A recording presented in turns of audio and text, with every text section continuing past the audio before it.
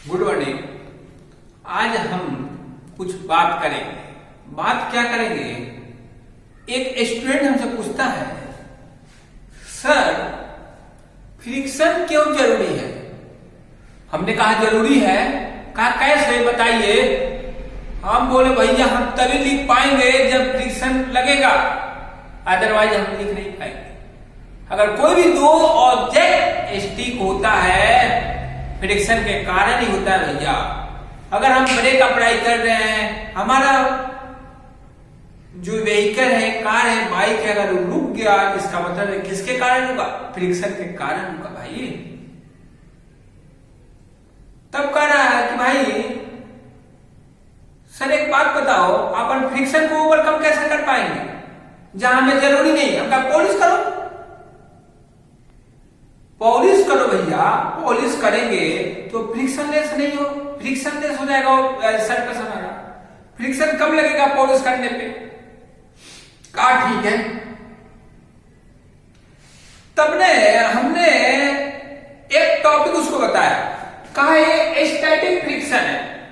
कहा स्टैटिक का मतलब क्या हुआ? मैं कहा तुम्हें तो पहले ही हम सिखा कर बैठे हैं। कहा क्या? मैं कहा स्टैटिक का मतलब हुआ ऑब्जेक्ट किसमें है? रेस्ट में है। समझे कि नहीं? और ऑब्जेक्ट का पोजीशन चेंज नहीं हो रहा है। किसके रेस्पेक्ट में? टाइम के रेस्पेक्ट में। तो कहा सर ऐसा कैसे हो गया?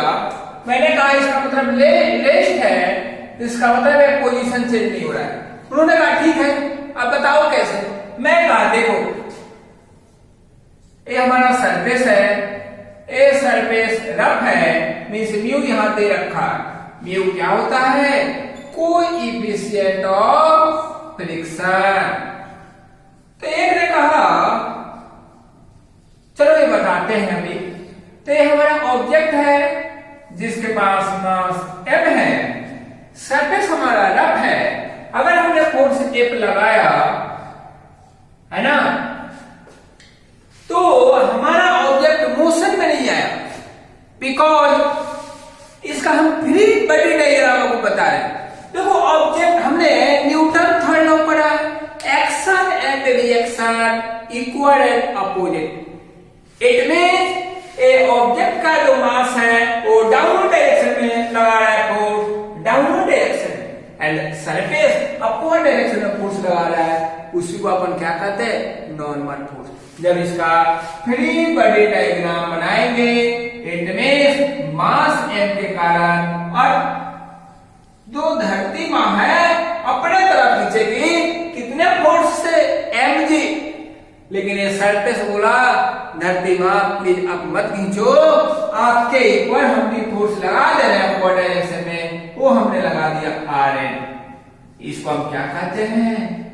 Normal force.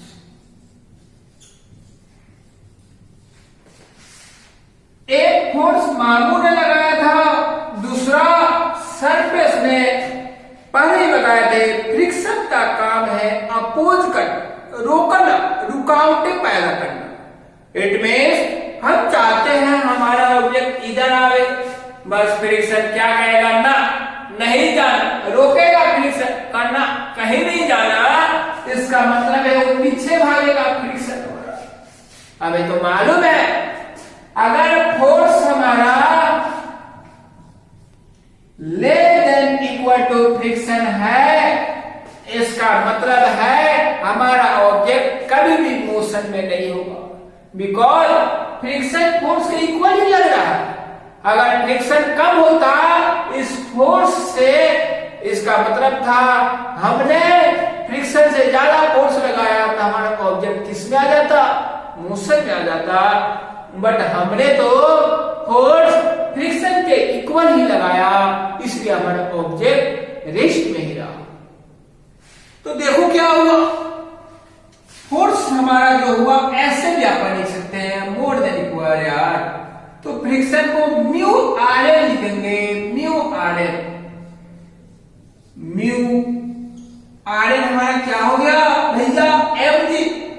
जो धरती माता फोर्स लगाई है mg, हमारा ऑब्जेक्ट किसमें है? रेस्ट में है। एक वर्ड है लिमिटिंग फ्रिक्शन क्या होता है? लिमिटिंग फ्रिक्शन, ये भी बता देता हूं, इसमें टाइम हमारा बच जाएगा। लिमिटिंग नहीं करते भैया, तुम लिमिट में रहो, अपने औकात में रहो। एक फ्रिक्शन जो है, ये जो सरफेस के कारण जो फ्रिक्शन जनरेट हो रहा है वो मैक्सिमम इतना ही हो पाएगा, इससे ज्यादा फ्रिक्शन नहीं होगा। जो मैक्सिमम फ्रिक्शन डेवलप हो सकता है इस सरफेस पे, इस ऑब्जेक्ट के कांटेक्ट में आने के कारण, वो मैक्सिमम म्यू mg ही हो सकता है। यही हमारा क्या है? लिमिटिंग फ्रिक्शन है, मतलब इसका औकात है, लिमिट है भैया। अगर इससे ज्यादा हम फोर्स लगाएंगे, इसका लिमिट हम क्रॉस कर देंगे, हमारा ऑब्जेक्ट किस में जाएगा? मोशन में आएगा। उसी को हम क्या कहते हैं? उसी को हम भैया यहां लिख देते हैं काइनेटिक फ्रिक्शन। इट मींस जो हमने फोर्स लगाया वो मोर देन है किससे? म्यू आर एन से। इट मींस लिमिटिंग फ्रिक्शन से लिमिट वाला जो फ्रिक्शन है उससे ज्यादा हमने फोर्स लगा दिया तो हमारा ऑब्जेक्ट किस में आ जाएगा? मोशन में। और पहले ही चैप्टर में आपको बताया था काइनेटिक का मतलब क्या हुआ? मोशन। ऑब्जेक्ट के पास क्या है? मोशन है। और डायनेमिक का भी मतलब हुआ मोशन। बट डायनेमिक में क्या है? अगर हमने डायनेमिक वर्ड यूज कर लिया, इसका मतलब है उस ऑब्जेक्ट के पास मास है, मास है, वो भी मोशन में है, बट उस ऑब्जेक्ट के पास मास है, तभी उसको हम डायनेमिक मोशन बोले। डायनेमिक का मतलब हुआ मोशन, बट ऑब्जेक्ट के पास क्या है? मास है। समझे कि नहीं? तो ये हमारा ऑब्जेक्ट किस में आ गया? मोशन में आ गया, है ना। इसका पोजीशन चेंज होगा with respect to time, with respect to time. समझे कि नहीं समझे? देखो हम दूसरा कुछ पढ़ा रहे हैं, उसके बारे में देखते हैं। अगर हमारा ऑब्जेक्ट इंक्लाइंड हो, क्या हो? इंक्लाइंड हो, इंक्लाइंड सरफेस पे हो, तब क्या होगा? तब फ्री बॉडी डायग्राम कैसे बनेगा? इसके बारे में अपन देख लें, इसके बारे में अपन देख लें, इसके बारे में अपन देख लें।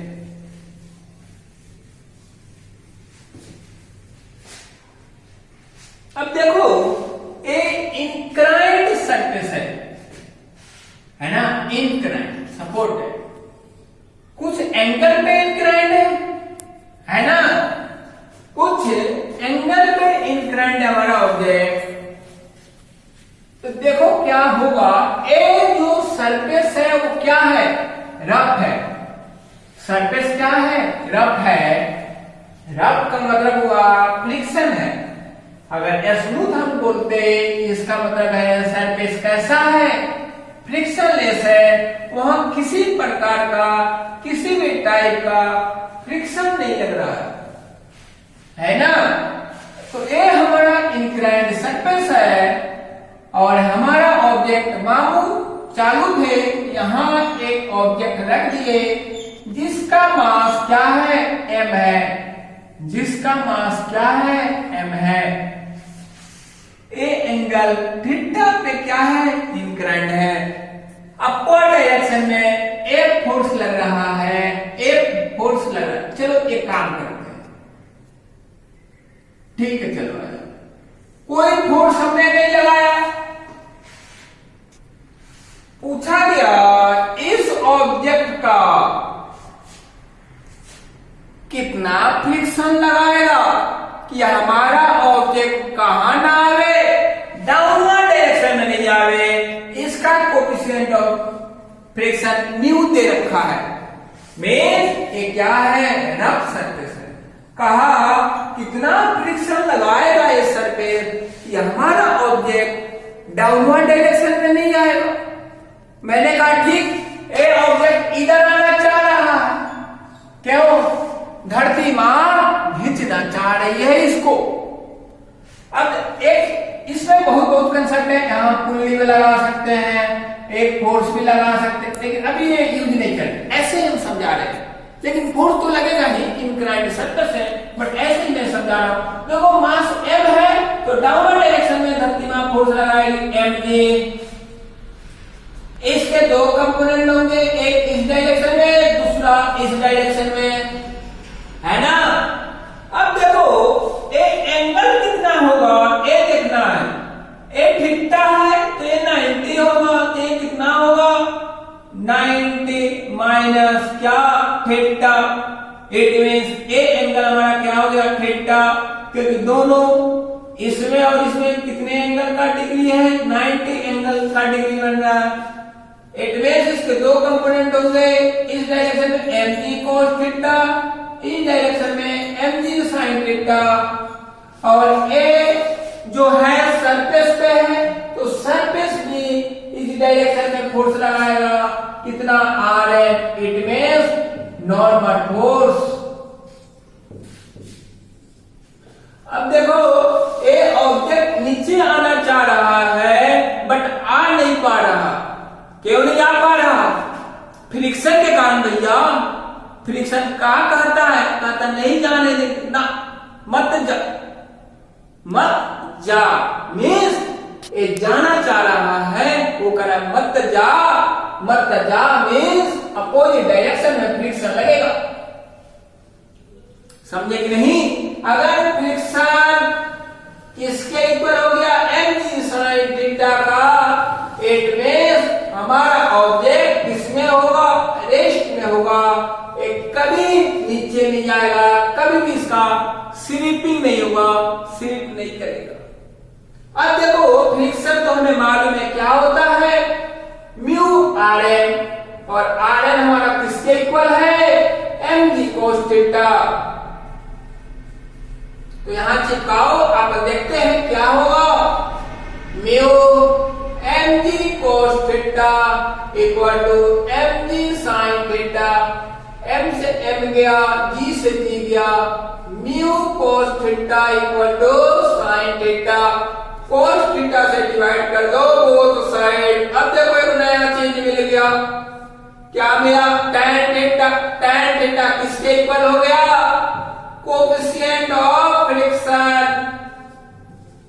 याद रखना, tan थीटा किसके इक्वल हो गया, coefficient of friction. It means angle क्या होगा, tan इनवर्स म्यू। एंगल अपन फाइंड आउट कर सकते हैं कि कितने एंगल पे हमारा जो सरफेस है वो इंक्लाइंड है, कितने एंगल पे रखे कि हमारा ऑब्जेक्ट कहां ना आवे, डाउनवर्ड डायरेक्शन में नहीं आवे, जहां हम रुकना चाहे वहीं रुक जाए। तो एंगल हम कैसे फाइंड आउट करेंगे, यहां से theta equal to tan inverse mu. याद रखना, बहुत इंपॉर्टेंट है, बहुत इंपॉर्टेंट है। इसको चिपका लो, इसको चिपका लो। और आपको अगर कुछ समझ में ना आया हो तो आप प्लीज कमेंट करें, हमें बताएं, तभी तो हमें मालूम चलेगा कि क्या कमी है। और वीडियो को आप जरूर सब्सक्राइब करें, शेयर भी करें, कि जिनका फिजिक्स वीक है उनको ये बातें समझ में आवे, उनके लिए वीडियो बना। जिनको ये समझ में नहीं आता, फिजिक्स समझ में नहीं आता, तो प्लीज आप वीडियो को लाइक और सब्सक्राइब जरूर करें एंड शेयर भी करें। कोई भी न्यूमेरिकल हो आप सेंड करें, हम उसका सलूशन भेजेंगे, आपका हेल्प होगा।